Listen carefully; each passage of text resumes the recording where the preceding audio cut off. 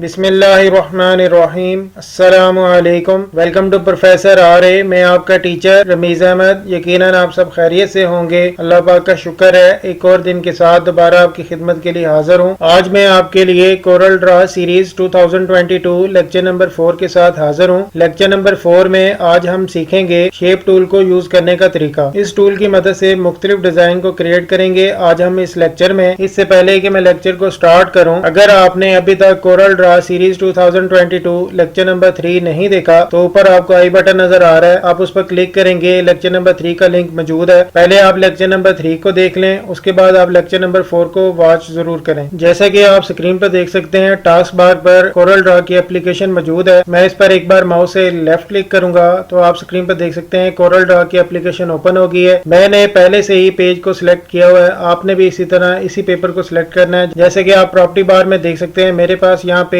Letter size में है, उसकी विड्थ और हाइट आप देख सकते हैं। और ओरिएंटेशन में आप देख सकते हैं मैंने पोर्ट्रेट को सिलेक्ट किया है। इसी तरह आपने भी पोर्ट्रेट को सिलेक्ट करना है। इससे पहले कि मैं लेक्चर को स्टार्ट करूं, अगर आपको मेरी ये वीडियो पसंद आए तो इसको लाइक जरूर कर दीजिएगा। आपका एक लाइक इस वीडियो को ज्यादा से ज्यादा लोगों तक पहुंचा सकता है। अगर आप मेरे चैनल पर पहली बार आए हैं तो चैनल को सब्सक्राइब कर लें, साथ बेल आइकन के बटन पर क्लिक कर दें ताकि मेरे नए आने वाले लेक्चर की नोटिफिकेशन की अपडेट आपको मिल सके, आप नोटिफिकेशन की अपडेट को मिस ना कर सकें। तो चलिए बिला किसी ताखीर के साथ लेक्चर को स्टार्ट करते हैं। अब आप देख सकते हैं हमारे पास जो पेपर का साइज है वो लेटर में है। तो आपके लेफ्ट साइड पर ये टूल बार होगी, यहाँ आपको रेक्टेंगल टूल नजर आ रहा है, उसकी स्क्रीन टिप पर उसकी शॉर्ट की आपको नजर आ रही है। फिलहाल अभी इस पर आपने एक बार माउस से लेफ्ट डबल क्लिक करना है। हमें इस पूरे साइज का रेक्टेंगल चाहिए। जैसे कि आप स्क्रीन पर देख सकते हैं लेटर साइज में रेक्टेंगल ड्रॉ हो गया है और माउस के पॉइंटर की शक्ल तब्दील है। अब पिक टूल सेलेक्ट करने के लिए आपने कीबोर्ड से स्पेस बार बटन को प्रेस करना है। तो आप स्क्रीन पर देख सकते हैं माउस के पॉइंटर की शक्ल तब्दील हो गई है। उसके बाद आपने रेक्टेंगल के जो बॉर्डर जिसे आउटलाइन विड्थ भी कहते हैं वो आपने बढ़ा देनी है। आप जैसे ही इसको सिलेक्ट करेंगे ऊपर प्रॉपर्टी बार ओपन हो जाएगी। यहाँ आपके पास आउटलाइन विड्थ का डायलॉग बॉक्स होगा। यहाँ छोटा सा एरो नजर आ रहा है आपको, इस पर एक बार माउस से लेफ्ट क्लिक करेंगे, ड्रॉप डाउन लिस्ट आएगी। यहाँ आप देख सकते हैं 8 पॉइंट तक हमारे पास ऑप्शन मौजूद है, मजीद भी है लेकिन फिलहाल यहाँ आपने 8 पॉइंट पर एक बार माउस से लेफ्ट क्लिक करना है। आप स्क्रीन पे देख सकते हैं बॉर्डर की जो विड्थ है हमने 8 पॉइंट तक बढ़ा दी है। इसी तरह आपने भी ऐसे ही करना है। उसके बाद बॉर्डर में कलर फिल करते हैं। आपके राइट साइड पर ये कलर पैलेट होगा, आपने यहाँ किसी भी कलर पर एक बार माउस से राइट क्लिक करना है। तो आप स्क्रीन पर देख सकते हैं कि यहाँ बॉर्डर पर कलर अप्लाई हो गया है। उसके बाद आपने इसके अंदर भी वही सेम कलर अप्लाई करना है, उस पर एक बार माउस से लेफ्ट क्लिक करेंगे तो आप स्क्रीन पर देख सकते हैं कि हमने बॉर्डर और पेड़ के अंदर वाला जो कलर है वो सेम रखा है। अब इस रेक्टेंगल की एक डुप्लीकेट कॉपी तैयार करते हैं। मैंने पहले ही लेक्चर में कॉपी के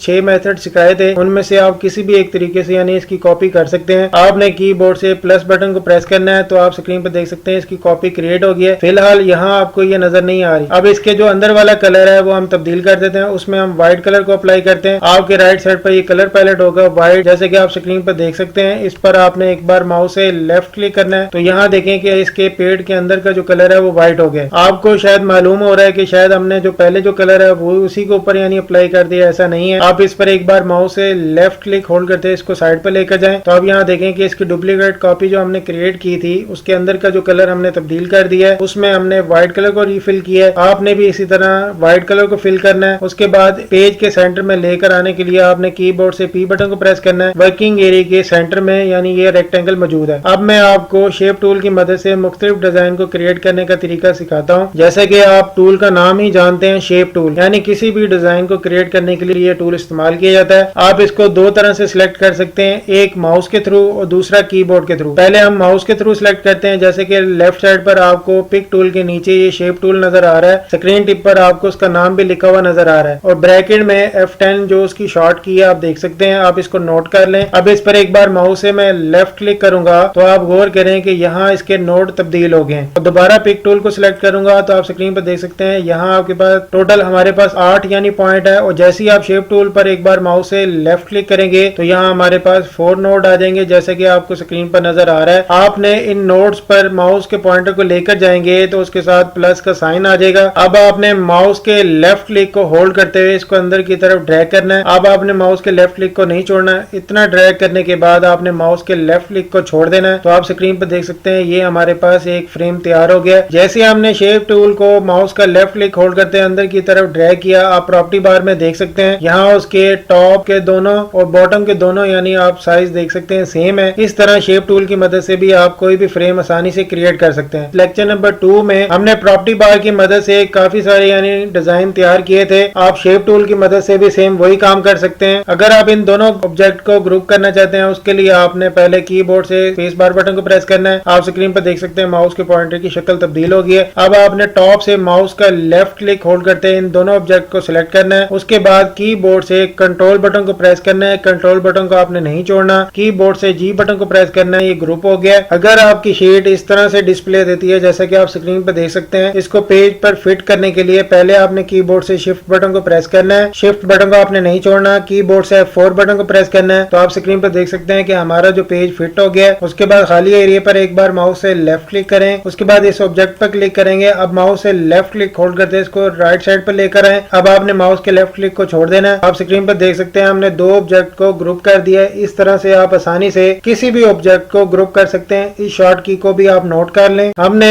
फर्स्ट फ्रेम को क्रिएट कर लिया। अब इसी तरह सेकंड फ्रेम को क्रिएट करते हैं। ये ऑब्जेक्ट हमारे पास सिलेक्ट है। इसको वर्किंग एरिया के सेंटर में लेकर आने के लिए कीबोर्ड से P बटन को प्रेस करते हैं। तो जो ऑब्जेक्ट हमारा सिलेक्ट था वो पेज के सेंटर में आ गया है। अब इसको अनग्रुप करने के लिए आप शॉर्ट की को नोट कर लें। पहले आपने कीबोर्ड से कंट्रोल बटन को प्रेस करना है। कंट्रोल बटन को आपने नहीं छोड़ना। कीबोर्ड से U बटन को प्रेस करना है। तो आप स्क्रीन पे देख सकते हैं ये ऑब्जेक्ट हमारा अनग्रुप हो गया है। आप खाली एरिया पर एक बार माउस से लेफ्ट क्लिक करें तो ये अनसिलेक्ट हो जाएगा। उसके बाद आपने मिड वाला जो ऑब्जेक्ट है पर एक बार माउस से लेफ्ट क्लिक होल्ड करते हैं इसको राइट साइड पर मूव करते हैं। अब आपने माउस के लेफ्ट क्लिक को छोड़ देना है। आप स्क्रीन पर देख सकते हैं हमने दो ऑब्जेक्ट को बड़ी आसानी से अलग कर दिया है। अब दोबारा इसको पेज के सेंटर में लेकर आने के लिए P बटन प्रेस करें तो ये इस वक्त हमारे यानी पेज के सेंटर में है। अब दूसरा फ्रेम क्रिएट करते हैं। अब आपने कीबोर्ड की मदद से शेप टूल को सिलेक्ट करना है। पहले आपने कीबोर्ड से F10 बटन को प्रेस करना है। आप स्क्रीन पर देख सकते हैं माउस के पॉइंटर की शक्ल तब्दील हो गई है। शेप टूल हमारा सिलेक्ट हो गया। यहाँ भी आपको नजर आ रहा है जैसा कि आप देख सकते हैं। अब उसके बाद ये ऑब्जेक्ट हमारा सिलेक्ट है। उसके बाद प्रॉपर्टी बार में ये आपको स्केलप कॉर्नर नजर आ रहा है। आपने इस पर एक बार माउस से लेफ्ट क्लिक करना है। अब आप स्क्रीन पर देख सकते हैं ये इस तरह का फ्रेम हमारे पास क्रिएट हो गया। अब जैसे कि आप यहाँ देख सकते हैं ये हमारे पास यानी फ्रेम क्रिएट है। हम चाहते हैं ये जो डिजाइन हमने क्रिएट किया है इसको थोड़ा सा रिड्यूस कर दें। उसके लिए आपने इस नोट पर एक बार माउस से लेफ्ट क्लिक होल्ड करते हुए ऊपर की तरफ ड्रैग करना है जैसा कि आप स्क्रीन पर देख सकते हैं। अब आपने माउस के लेफ्ट क्लिक को छोड़ देना है। तो आप स्क्रीन पर देख सकते हैं हमने बड़ी आसानी से ये जो डिजाइन क्रिएट हुआ था उसको रिड्यूस कर दिया है। इस तरह से भी ये फ्रेम आपको खूबसूरत नजर आ रहा है। अब इन दोनों ऑब्जेक्ट को ग्रुप करने के लिए पहले आपने कीबोर्ड से कंट्रोल बटन को प्रेस करना है। कंट्रोल बटन को आपने नहीं छोड़ना। A बटन को प्रेस करना है क्योंकि यहाँ हमारे पास दो ऑब्जेक्ट थे इसलिए मैंने आपको ये शॉर्ट की बताई है। अगर आपके पास काफी सारे ऑब्जेक्ट होंगे फिर आपने ये शॉर्ट की को अप्लाई नहीं करना। आपने माउस के थ्रू इन दोनों ऑब्जेक्ट को सिलेक्ट करना है जो आप ग्रुप करना चाहते हैं। अब कीबोर्ड से कंट्रोल बटन को प्रेस करते हुए आपने G बटन को प्रेस करना है। इस तरह से ये ग्रुप हो जाएगा। यकीनन यहाँ तक भी आपको बात समझ आ गई होगी। नेक्स्ट आगे चलते हैं। अब इस ऑब्जेक्ट को प्रॉपर्टी बार के थ्रू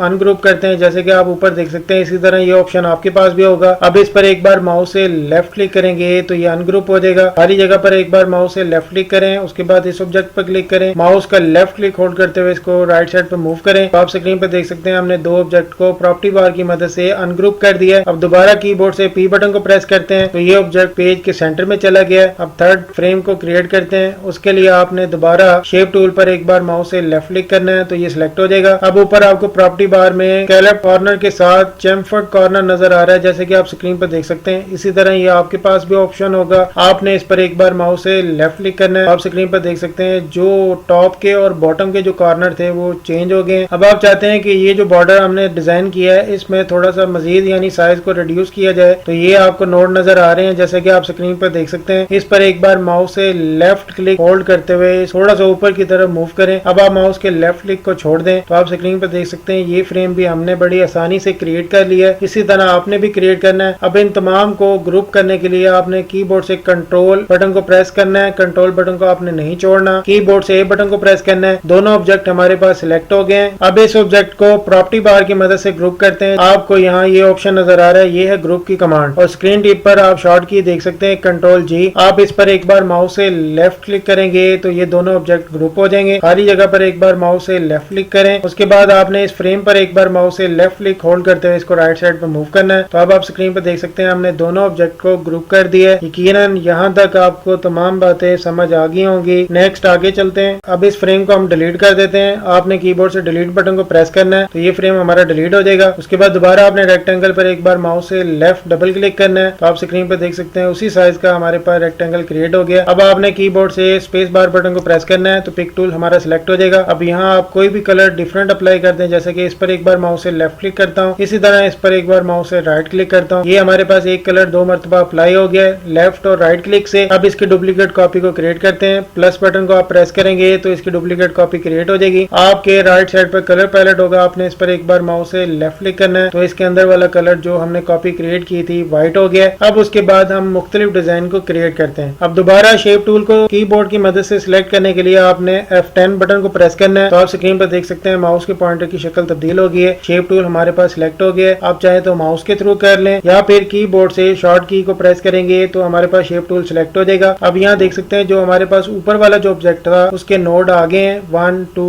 3 एंड 4। अब एक नया फ्रेम क्रिएट करते हैं। उसके लिए पहले आपने क्या करना है, कीबोर्ड से कंट्रोल बटन को प्रेस करना है। कंट्रोल बटन को आपने नहीं छोड़ना। उसके बाद आपने इस नोड पर एक बार माउस से लेफ्ट क्लिक होल्ड करते हैं इसको नीचे की तरफ ड्रैग करना है। आप स्क्रीन पर देख सकते हैं हमारे पास जो लेफ्ट साइड का टॉप का जो कॉर्नर है वो सिर्फ रोटेट हो रहा है, जबकि हमारे पास राइट वाला और बॉटम के दोनों यानी रोटेट नहीं हो रहे। अब आपने जितना इसको रोटेट करना चाहते हैं उतना कर लें। आपने पहले माउस का लेफ्ट क्लिक को छोड़ना है, उसके बाद आपने कीबोर्ड से कंट्रोल बटन को छोड़ना है। अब आप स्क्रीन पर देख सकते हैं हिस्सा रोटेट हो गया है। उसके बाद नीचे वाले को रोटेट करने के लिए यानी बॉटम के राइट साइड वाला जो कॉर्नर है उसको रोटेट करने के लिए पहले आपने कीबोर्ड से कंट्रोल बटन को प्रेस करना है। कंट्रोल बटन को आपने नहीं छोड़ना। माउस का लेफ्ट क्लिक होल्ड करते हैं इसको ऊपर की तरफ ड्रैग करना है जितना आपने ऊपर वाला यानी कॉर्नर किया था। अब आपने माउस के लेफ्ट क्लिक को छोड़ देना है। उसके बाद कीबोर्ड से कंट्रोल बटन को छोड़ देना है। आप स्क्रीन पर देख सकते हैं हमारे पास ये फ्रेम बहुत ही बेहतरीन क्रिएट हो गया जैसे कि आपको स्क्रीन पर नजर आ रहा है। इस तरह से आप आसानी से मुख्तलिफ डिजाइन शेप टूल की मदद से भी क्रिएट कर सकते हैं। अब ये हमारे पास 4th फ्रेम क्रिएट हो गया है। यकीनन यहाँ तक भी तमाम बातें आपको समझ आ गई होंगी। अब आपने कीबोर्ड से स्पेस बार बटन को प्रेस करना है तो हमारे पास पिक टूल सिलेक्ट हो गया जैसे कि आप स्क्रीन पर देख सकते हैं। माउस के पॉइंटर की शक्ल भी तब्दील हो गई है। अब आपने कीबोर्ड से डिलीट बटन को प्रेस करना है। अब हमारे पास जो ऊपर वाला ऑब्जेक्ट था वो डिलीट हुआ है, नीचे वाला हमारे पास मौजूद है। अब इसकी दोबारा कॉपी क्रिएट करते हैं। इस पर एक बार माउस से लेफ्ट क्लिक करता हूँ, ये सिलेक्ट हो जाएगा। कीबोर्ड से आपने प्लस बटन को प्रेस करना है जैसे कि आप स्क्रीन पर शॉर्ट की देख सकते हैं। उसके बाद इसके अंदर वाले कलर को हम व्हाइट कर देते हैं, बॉर्डर वाले कलर को आपने ग्रीन रखना है। उसके बाद आपने दोबारा शेप टूल को सिलेक्ट करने के लिए कीबोर्ड से F10 बटन को प्रेस करना है। जैसे ही आप शेप टूल को सिलेक्ट करेंगे यहाँ आपके पास चारों नोड आ जाएंगे। अब हम एक ही वक्त में 2 कॉर्नर को कैसे रोटेट कर सकते हैं। अब आपने इस नोड पर एक बार माउस से लेफ्ट क्लिक करना है तो आप बाकी 3 नोड देख सकते हैं हमारे पास अनसिलेक्ट हो गए हैं। जैसे कि आप नीचे वाला बॉटम देख सकते हैं ये अनसिलेक्ट है। इसी तरह आप राइट साइड पर देख सकते हैं, इसी तरह आप टॉप पर राइट साइड देख सकते हैं, इसी तरह आप लेफ्ट साइड का देख सकते हैं। ये ब्लैक जो है इसका मतलब ये सिलेक्ट है। अब आपने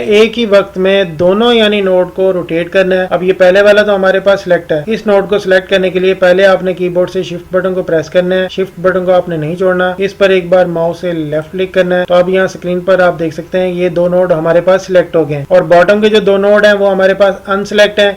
अब आप इसको यानी रोटेट कर सकते हैं। उसके लिए आपने पहले शिफ्ट बटन को प्रेस करना है, शिफ्ट बटन को आपने नहीं छोड़ना। अब आपने माउस का लेफ्ट क्लिक होल्ड करते हुए नीचे की तरफ इसको ड्रैग करना है। अब आपने माउस के लेफ्ट क्लिक को छोड़ देना है। उसके बाद कीबोर्ड से शिफ्ट बटन को छोड़ देना है। इस तरह से आप शिफ्ट बटन की मदद से भी 2 नोड को एक ही वक्त में मूव कर सकते हैं जैसे कि आपने देखा। नेक्स्ट आगे चलते हैं। ये था जी रेक्टेंगल टूल को हमने शेप टूल की मदद से मुख्तलिफ डिजाइन क्रिएट किए हैं। अब इन तमाम को डिलीट कर देते हैं। स्पेस बार बटन को प्रेस करें, पिक टूल सिलेक्ट हो जाएगा। कीबोर्ड से डिलीट बटन को प्रेस करें, इसी तरह इसको सिलेक्ट करें। अब डिलीट बटन को प्रेस करें। दोनों ऑब्जेक्ट हमारे डिलीट हो गए हैं। पार्ट 1 में मैंने आपको रेक्टेंगल टूल की मदद से और शेप टूल की मदद से मुख्तलिफ डिजाइन क्रिएट करने का तरीका आपको सिखाया। अब पार्ट 2 की तरफ चलते हैं। एलिप्स टूल की मदद से मुख्तलिफ डिजाइन क्रिएट करते हैं। अब आपके लेफ्ट साइड पर यह टूल होगा, इसे कहते हैं एलिप्स टूल। जैसे कि आप स्क्रीन पर देख सकते हैं इसकी शॉर्ट की F7 है। आपने इस पर एक बार माउस से लेफ्ट क्लिक करना है। आप स्क्रीन पर देख सकते हैं माउस के पॉइंटर की शक्ल तब्दील हो गई है। अब आपने कीबोर्ड से कंट्रोल बटन को प्रेस करना है। कंट्रोल बटन को आपने नहीं छोड़ना। माउस का लेफ्ट क्लिक होल्ड करते हुए नीचे की तरफ ड्रैग करना है। उसके बाद आपने माउस के लेफ्ट क्लिक को छोड़ देना है। अब आपने कीबोर्ड से कंट्रोल बटन को छोड़ देना है। आप स्क्रीन पर देख सकते हैं हमारे पास गोल शक्ल यानी क्रिएट हो गई है। प्रॉपर्टी बार में विड्थ और हाइट आप दोनों देख सकते हैं, या फिर यहाँ आप विड्थ और राइट सेम कर दें। अब इसको सेंटर में लेकर आने के लिए कीबोर्ड से P बटन को प्रेस करें। अब ये वर्किंग एरिया के पेज के सेंटर में है। उसके बाद आपने शेप टूल को सिलेक्ट करना है। उसके लिए कीबोर्ड से F10 बटन को प्रेस करें। माउस के पॉइंटर की शक्ल तब्दील हो जाएगी। आप देख सकते हैं यहाँ हमारे पास एक नोड है, जबकि रेक्टेंगल टूल में हमारे पास 4th नोड आए थे। अब आपने इस नोड पर एक बार माउस से लेफ्ट क्लिक करना है। लेफ्ट क्लिक करते हुए इसको नीचे की तरफ आपने ड्रैग करना है और जो शेप टूल के पॉइंटर की शक्ल है आपने उस गोल सर्कल के अंदर रखना है। आप स्क्रीन पर देख सकते हैं कि यहाँ तक हमारे पास ये शेप कट गई है, जैसे कि आपको स्क्रीन पर नजर आ रहा है। अब आपने माउस के लेफ्ट क्लिक को छोड़ देना है। शेप टूल की मदद से आप एलिप्स टूल के सर्कल को कट कर सकते हैं। हमने 4 हिस्सों में से एक हिस्सा रिमूव कर दिया है। अब आपने इस नोड पर एक बार माउस से लेफ्ट क्लिक होल्ड करते हुए अंदर की तरफ इसको मूव करना है, नीचे की तरफ, जब तक आपके शेप टूल का साइन इस सर्कल के अंदर रहेगा। तो ये इस तरह से कटिंग होती रहेगी, जैसे कि आप स्क्रीन पर देख सकते हैं। यहाँ तक आपने मूव करने के बाद माउस के लेफ्ट क्लिक को छोड़ देना है। आप स्क्रीन पर देख सकते हैं ये हमारे पास एक मैथमेटिक डी शक्ल बन गई है। जब तक आपका ये माउस का जो पॉइंटर है ये उस सर्कल के अंदर रहेगा, इसकी कटिंग ऐसे होगी। अब इसी तरह एक और कटिंग करते हैं। 2 हिस्से हमने रिमूव कर दिए हैं, तीसरा हिस्सा इसका रिमूव करते हैं। आपने इस पर एक बार माउस से लेफ्ट क्लिक होल्ड करते हुए इसको मूव करना है। इतना मूव करने के बाद आपने माउस के लेफ्ट क्लिक को छोड़ देना है। अब यहाँ आप देख सकते हैं हमने गोल सर्कल के 3 हिस्सों को रिमूव कर दिया है, एक हिस्सा हमारे पास मौजूद है। तो शेप टूल की मदद से आप कटिंग भी कर सकते हैं अगर आप एलिप्स टूल इस्तेमाल करते हैं। अब इस शेप को मैं डिलीट कर देता हूँ। उसके बाद दोबारा आपने एलिप्स टूल को सिलेक्ट करने के लिए कीबोर्ड से F7 बटन को प्रेस करना है। आप माउस की पॉइंटर की शक्ल देख सकते हैं तब्दील हो गई है। उसके बाद कीबोर्ड से कंट्रोल बटन को प्रेस करते हुए माउस का लेफ्ट क्लिक होल्ड करते हुए आपने सर्कल को ड्रा करना है। अब आपने माउस के लेफ्ट क्लिक को छोड़ देना है। कीबोर्ड से P बटन को प्रेस करना है। ये ऑब्जेक्ट हमारा जो है पेज के सेंटर में आ गया है, जैसे कि आप देख सकते हैं। इसके बाद आपने दोबारा शेप टूल को सिलेक्ट करना है। उसके लिए कीबोर्ड से F10 बटन को प्रेस करें। हमारे पास शेप टूल सिलेक्ट हो गया है। यहाँ आपको नोड नजर आ रहा है, जैसा कि आप स्क्रीन पर देख सकते हैं। अब आपने कीबोर्ड से कंट्रोल बटन को प्रेस करना है। कंट्रोल बटन को आपने नहीं छोड़ना। माउस का लेफ्ट क्लिक होल्ड करते हुए आप देखेंगे एक खास पॉइंट पर ये कटिंग हो रही है। पहले हमने कंट्रोल बटन के बगैर यानी इसको कटिंग की थी, अब ये कंट्रोल बटन की मदद से बिल्कुल एक्यूरेट कटिंग हो रही है। अब आपने कीबोर्ड से दोबारा कंट्रोल बटन को प्रेस करना है। कंट्रोल बटन को आपने नहीं छोड़ना। माउस का लेफ्ट क्लिक होल्ड करते हुए इसको नीचे की तरफ मूव करना है, इसी तरह ऊपर करते हुए यहाँ तक लेकर आने के बाद आपने माउस के लेफ्ट क्लिक को छोड़ देना है। उसके बाद कीबोर्ड से कंट्रोल बटन को छोड़ दें। अब ये हमारी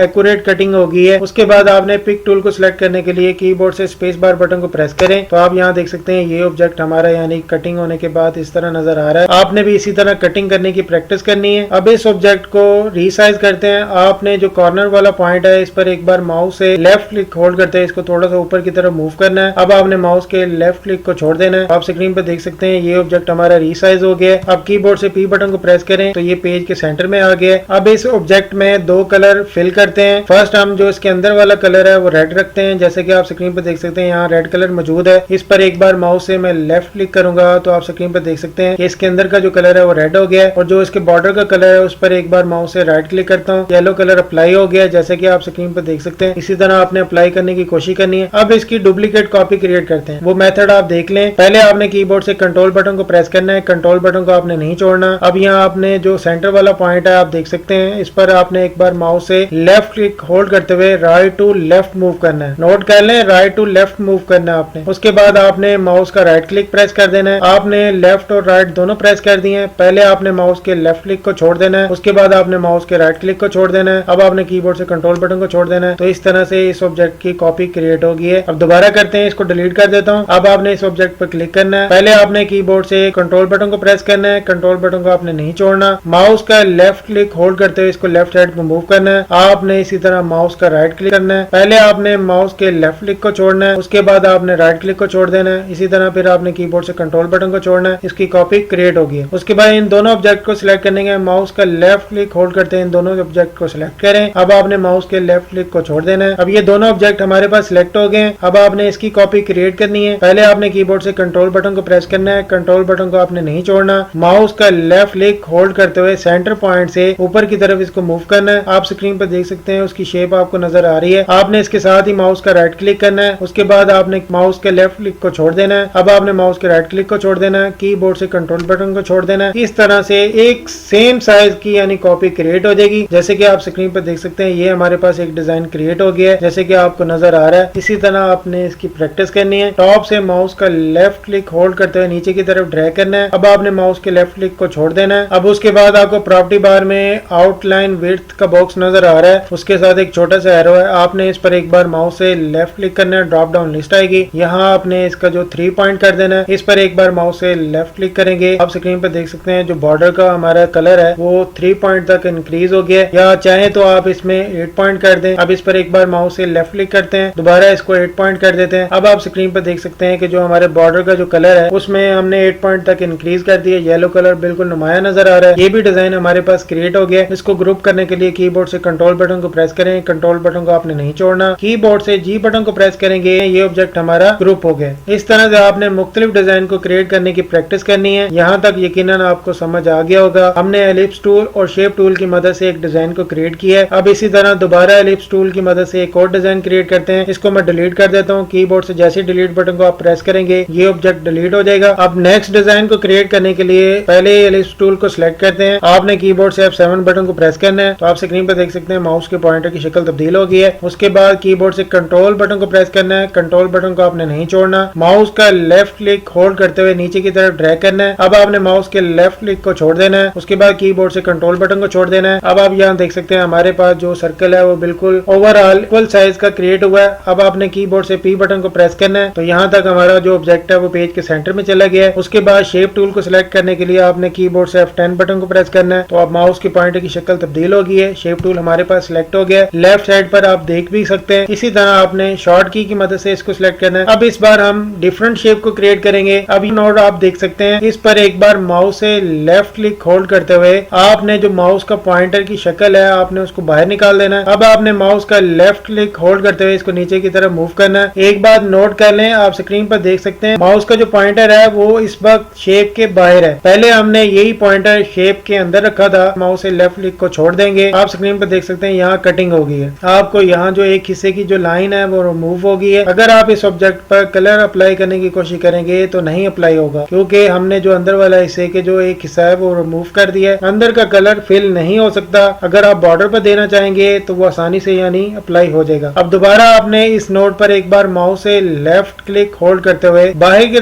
तरफ माउस के पॉइंटर को रखना है। यहाँ तक मूव करने के बाद आपने माउस के लेफ्ट क्लिक को छोड़ देना है। आप स्क्रीन पर देख सकते हैं ये हमारे पास हाफ कटिंग होगी है। उसके बाद दोबारा आपने इस पर एक बार माउस से लेफ्ट क्लिक होल्ड करते हुए ऊपर की तरफ इसको मूव करना है। यहाँ तक लेकर आने के बाद आपने माउस के लेफ्ट क्लिक को छोड़ देना है। आप स्क्रीन पर देख सकते हैं ये हमारे पास इतनी कटिंग इसकी होगी है जैसे कि आपको स्क्रीन पर नजर आ रहा है। आपने इसी तरह कटिंग करने की कोशिश करनी है। यहाँ तक कटिंग करने के बाद इसकी विड्थ के साइज को बढ़ा देते हैं। आपको ऊपर आउटलाइन विड्थ का बॉक्स नजर आ रहा है जैसे कि आप स्क्रीन पर देख सकते हैं। उसके साथ छोटा सा एरो है, इस पर एक बार माउस से लेफ्ट क्लिक करेंगे, ड्रॉप डाउन लिस्ट आएगी। यहाँ आपने 4 पॉइंट पर एक बार माउस से लेफ्ट क्लिक करना है, तो यहाँ आप देख सकते हैं जो हमारे पास लाइन का जो साइज है वो इंक्रीज हो गया है। अब इस पर कलर अप्लाई करने के लिए इस पर एक बार माउस से राइट क्लिक करते हैं। आप स्क्रीन पर देख सकते हैं कलर हमारा अप्लाई हो गया। अब इसके अंदर वाला कलर अप्लाई नहीं हो सकता क्योंकि ये हमारे पास सिर्फ एक सिंपल लाइन है, हमारे पास मुकम्मल एक शेप नहीं है। अब इस लाइन को हम किसी डिजाइन में तब्दील करते हैं। आपने कीबोर्ड से स्पेस बार बटन को प्रेस करना है, पिक टूल हमारा सिलेक्ट हो जाएगा। यहाँ आपको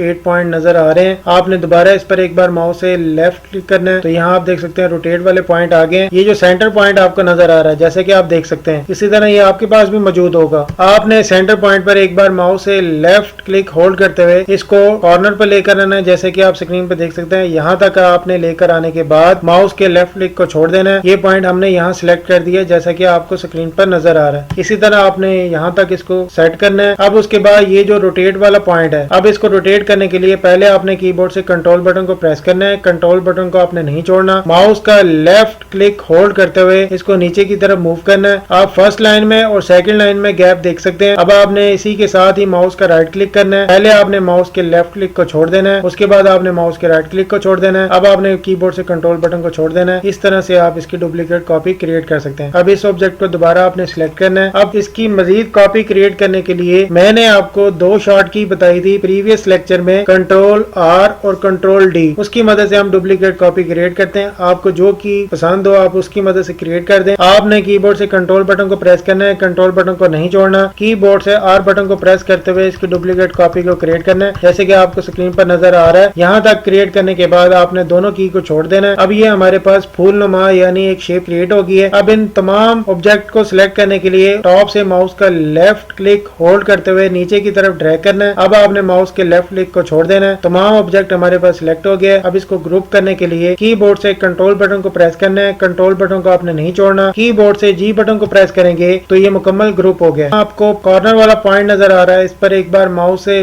लेफ्ट क्लिक होल्ड करते हुए ऊपर की तरफ आपने माउस के पॉइंटर को लेकर जाना है। इतना लेकर आने के बाद आपने माउस के लेफ्ट क्लिक को छोड़ देना है। अब आपने कीबोर्ड से पी बटन को प्रेस करना है, ये ऑब्जेक्ट सेंटर में आ गया। अब कीबोर्ड से शिफ्ट बटन को प्रेस करें, शिफ्ट बटन को आपने नहीं छोड़ना। F4 बटन को प्रेस करेंगे, हमारा फिट पेज हो गया। आप स्क्रीन पर देख सकते हैं कि ये हमारे पास फूलनुमा शेप क्रिएट हो गई है। इस तरह से एलिप्स टूल और शेप टूल की मदद से आप कोई भी डिजाइन क्रिएट कर सकते हैं। यहाँ मैंने आपको तरीकाकार बता दिया है, आपने इसी तरह इसकी प्रैक्टिस करनी है ताकि अच्छे तरीके से इन टूल पर आपकी ग्रिप मजबूत हो सके। अब उसके बाद इस शेप को मैं डिलीट कर देता हूँ। कीबोर्ड से जैसे डिलीट बटन को प्रेस करेंगे तो ये शेप डिलीट हो जाएगी। अब दोबारा हम रेक्टेंगल टूल को सिलेक्ट करते हैं, कीबोर्ड से F6 बटन को प्रेस करेंगे तो माउस के पॉइंटर की शक्ल तब्दील हो जाएगी। रेक्टेंगल टूल हमारा सिलेक्ट हो गया। अब आपने माउस का लेफ्ट क्लिक होल्ड करते हुए नीचे की तरफ ड्रैग करना है। अब आपने माउस के लेफ्ट क्लिक को छोड़ देना है। हमारे पास इतना रेक्टेंगल ड्रॉ हो गया। अब उसके बाद शेप टूल को सिलेक्ट करने के लिए कीबोर्ड से F10 बटन को प्रेस करें। हमारे पास शेप टूल सिलेक्ट हो गया, माउस के पॉइंटर की शक्ल भी तब्दील हो गई है, आप देख सकते हैं। अब इसकी एक और शेप को क्रिएट करते हैं।